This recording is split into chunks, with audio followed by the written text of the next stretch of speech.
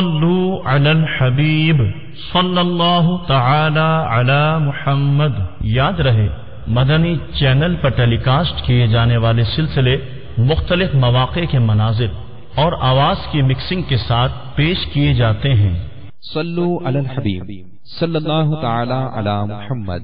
نیت المؤمن خیر من عملہ، مسلمان کی نیت اس کے عمل سے بہتر ہے۔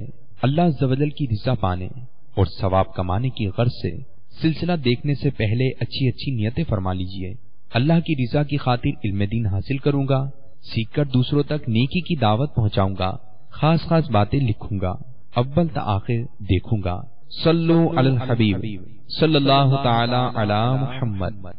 فیضان درود و سلام، فیضان درود و سلام، فیضان درود و سلام۔ صلو علی الحبیب صلی اللہ علی محمد صلی اللہ علیہ وسلم۔ الحمد للہ رب العالمین، والصلاة والسلام على سید المرسلین، اما بعد فاعوذ باللہ من الشیطان الرجیم، بسم اللہ الرحمن الرحیم۔ الصلاة والسلام علیک یا رسول اللہ وعلى آلک واصحابک یا حبیب اللہ۔ الصلاة والسلام علیک یا نبی اللہ وعلى آلک واصحابک یا نور اللہ۔ حضرت ابو طلحہ رضی اللہ تعالی عنہ فرماتے ہیں کہ ایک دن خاتم المرسلین، رحمت للعالمین، شفیع المذنبین، انیس الغریبین، سراج السالکین، محبوب رب العالمین صلی اللہ تعالی علیہ وآلہ وسلم تشریف لائے۔ والبشر فی وجہہ، اور حالت یہ تھی کہ خوشی کے آثار آپ صلی اللہ تعالی علیہ وآلہ وسلم کے چہرہ والضحا سے عیاں تھے۔ فقال انہ جاءنی جبریل، اور فرمایا کہ جبرائیل میرے پاس حاضر ہو کر فقال، عرض گزار ہوئے، ان ربک یقول، آپ کا رب عز و جل فرماتا ہے، اما یرضیک یا محمد، اے محمد صلی اللہ تعالی علیہ وآلہ وسلم، کیا تم اس بات پر راضی نہیں، اللہ یصلی علیک احد من امتک الا صلیت علیہ عشرا، کہ آپ صلی اللہ تعالی علیہ وآلہ وسلم کا جو بھی امتی آپ پر ایک بار درود پاک بھیجے تو میں اس پر 10 بار رحمت بھیجوں۔ ولا یسلم علیک احد من امتک الا سلمت علیہ عشرا، اور اگر وہ آپ صلی اللہ تعالی علیہ وآلہ وسلم پر ایک بار سلام بھیجے تو میں اس پر 10 بار سلام بھیجوں۔ صلو علی الحبیب صلی اللہ تعالی علی محمد۔ میرے مدنی چینل کے ناظرین، اللہ عز و جل ہم پر کس قدر مہربان ہے کہ اگر ہم اس کے پیارے حبیب صلی اللہ تعالی علیہ وآلہ وسلم پر ایک بار درود بھیجیں تو وہ ہم پر 10 بار اپنی رحمت نازل فرماتا ہے۔ اگر اللہ تبارک و تعالی کسی شخص پر ایک بار رحمت نازل فرما دے تو اس کی بگڑی سنور جائے، جیسا کہ حضرت سیدنا ابن شافع رضی اللہ تعالیٰ عنہ فرماتے ہیں، اگر تو نے تمام زندگی عبادت و ریاضت میں گزاری ہو اور اگر اللہ تبارک و تعالی نے تجھ پر صرف ایک بار رحمت بھیج دی تو وہ ایک بار رحمت تیری تمام عمر کی عبادات سے بڑھ جائے گی، کیونکہ تو اپنی حیثیت کے مطابق درود بھیجتا ہے اور وہ اپنی ربوبیت کے اعتبار سے رحمت بھیجتا ہے۔ یہ تو ایک بار نزول رحمت کا حال ہے، تو ایک کے بدلے 10 بار رحمت بھیجنے کا کیا عالم ہوگا۔ اگر کسی عقل مند سے سوال کیا جائے کہ تمام مخلوق کی نیکیاں تیرے نامہ اعمال میں لکھ دی جائیں، تجھے یہ پسند ہے یا یہ کہ اللہ تبارک و تعالیٰ تجھ پر ایک بار نظر رحمت فرمائے؟ یقیناً وہ اللہ تبارک و تعالیٰ کی رحمت کے مقابلے میں کسی چیز کو بھی پسند نہیں کرے گا۔ صلو علی الحبیب صلی اللہ تعالی علی محمد۔ میرے مدنی چینل کے ناظرین، ہمیں بھی نزول رحمت اور حصول ثواب کی نیت سے سرکار نامدار، مدینے کے تاجدار، باذن پروردگار دو عالم کے مالک و مختار شہنشاہ ابرار صلی اللہ تعالی علیہ وآلہ وسلم کی ذات پاک پر کثرت سے درود پاک پڑھتے رہنا چاہیے، اور پھر اللہ عز و جل اپنے فضل و کرم سے جو ثواب عطا فرمائے تو خیر خواہی کرتے ہوئے اس کا ثواب اپنے مرحومین کی ارواح کو ایصال ثواب کرنا چاہیے کہ اس کی برکت سے ہمیں تو اس کا ثواب ملے گا ہی ملے گا، اور ساتھ ہی ساتھ یہ درود پاک ہمارے مرحوم اعزاء و اقربا کی بخشش و مغفرت کا ذریعہ بھی بن جائے گا۔ چنانچہ اسی ضمن میں ایک حکایت سنیے اور رحمت خداوندی عز و جل پر جھوم اٹھیے۔ ایک مرتبہ حضرت حسن بصری رضی اللہ تعالیٰ عنہ کے پاس ایک عورت حاضر ہوئی اور کہنے لگی، میری ایک جوان بیٹی تھی، وہ فوت ہو گئی، میں چاہتی ہوں کہ اسے خواب میں دیکھ لوں، میں آپ کے پاس اس لیے آئی ہوں تاکہ آپ کوئی ایسی دعا بتا دیں جس سے میں اسے دیکھ سکوں۔ آپ رحمت اللہ تعالی علیہ نے اسے ایک عمل بتایا، اس عورت نے رات میں وہ عمل کیا اور سو گئی۔ خواب میں اپنی بیٹی کو اس حال میں دیکھا کہ اس نے جہنم کے تار کول کا لباس پہن رکھا تھا، ہاتھوں میں زنجیریں اور پاؤں میں بیڑیاں تھیں۔ اس نے آ کر حسن بصری علی رحمت اللہ القوی کو یہ خواب سنایا۔ آپ رحمت اللہ تعالی علیہ بہت مغموم ہوئے۔ کچھ عرصے بعد آپ رحمت اللہ تعالی علیہ نے اس نوجوان لڑکی کو جنت میں دیکھا، اس کے سر پر تاج تھا۔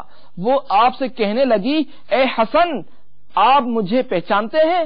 میں اسی عورت کی بیٹی ہوں جو آپ کے پاس آئی تھی اور میری تباہ حالت آپ کو بتائی تھی۔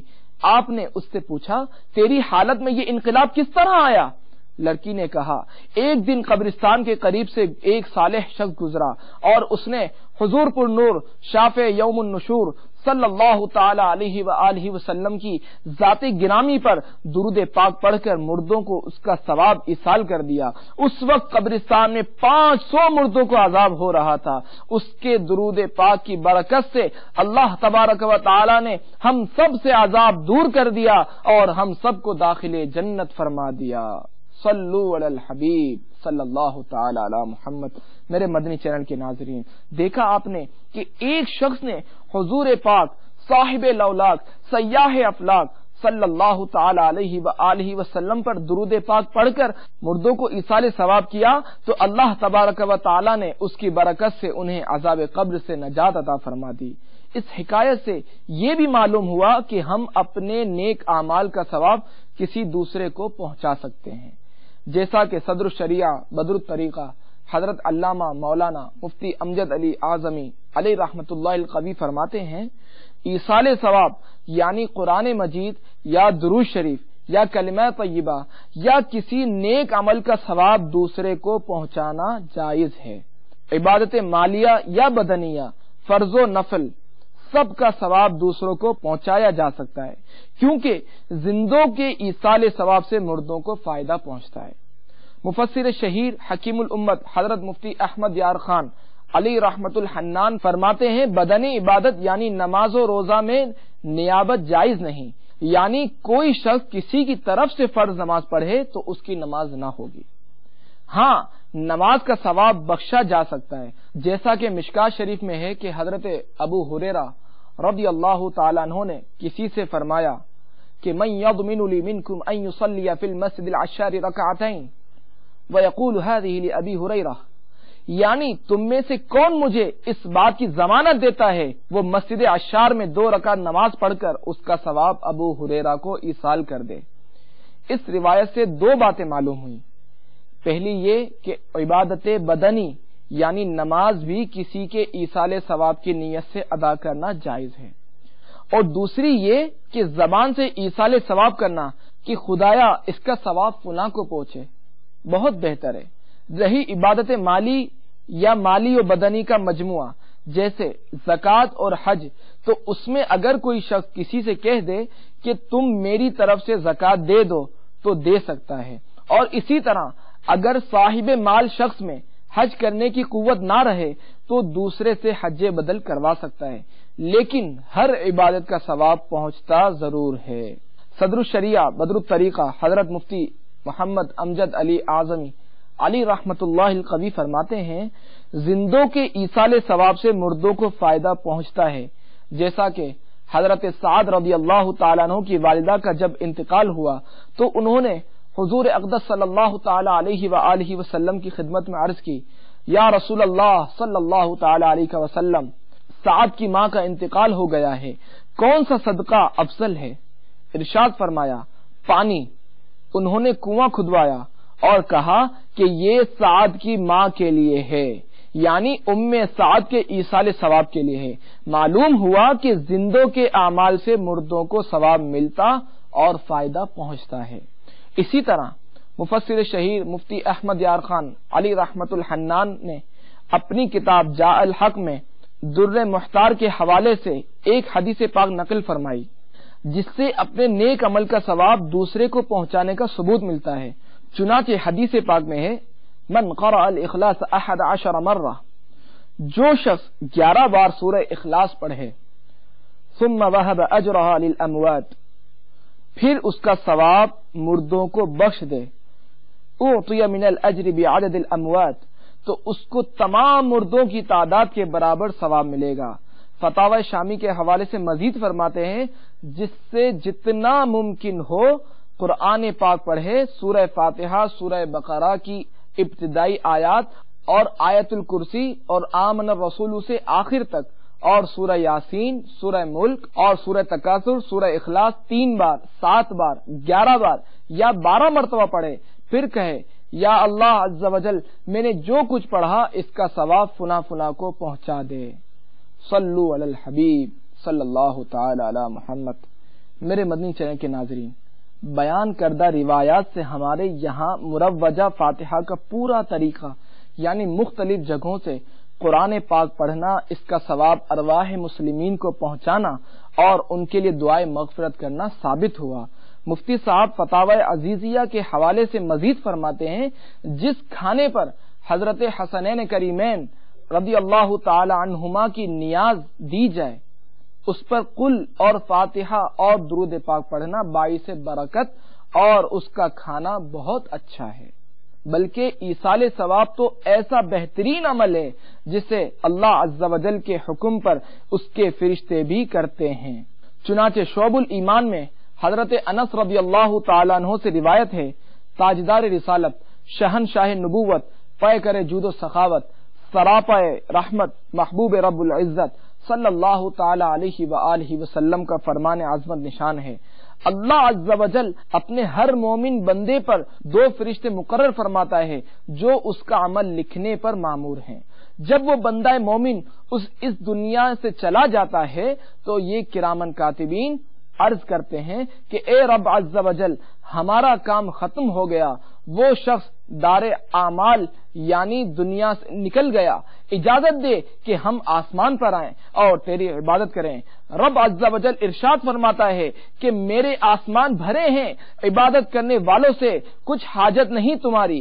عرض کرتے ہیں الہی عز و جل ہمیں زمین میں جگہ دے، ارشاد ہوتا ہے میری زمینیں بھری ہیں، عبادت کرنے والوں سے تمہاری کچھ حاجت نہیں۔ عرض کرتے ہیں الہی عز و جل ہم پھر کہاں جائیں؟ ارشاد ہوتا ہے میرے بندے کی قبر کے سرہانے قیامت تک کھڑے رہو اور تسبیح و تقدیس کرتے رہو اور اس کا ثواب میرے بندے کو بخشتے رہو۔